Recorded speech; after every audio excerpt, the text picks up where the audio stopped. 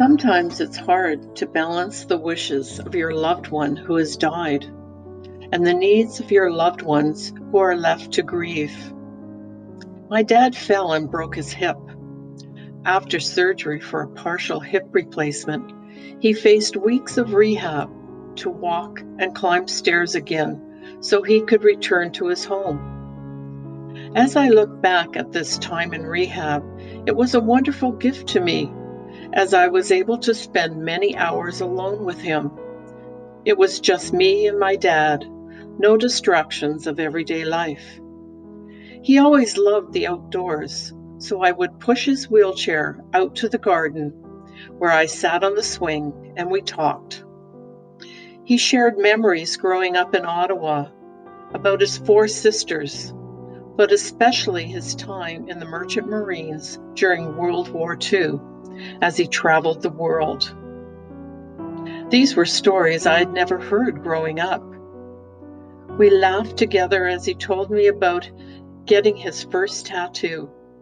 It was after crossing the equator, and he and his shipmates went to a questionable parlor that certainly would never have passed inspection here.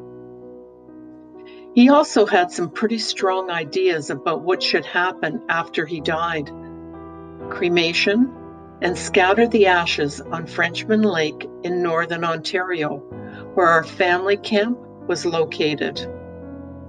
No casket, no visitation, no flowers, no funeral, and no obituary in the paper.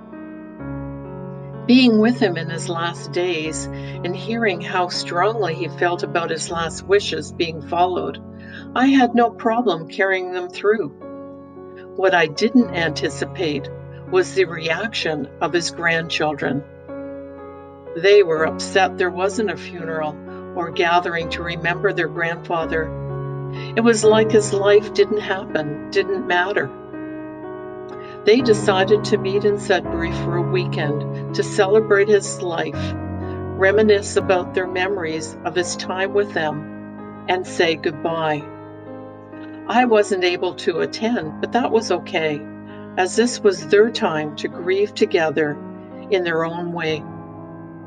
I think my dad would be proud of his children who carried out his last wishes, and proud of his grandchildren who needed time together to honor a man who had touched their lives.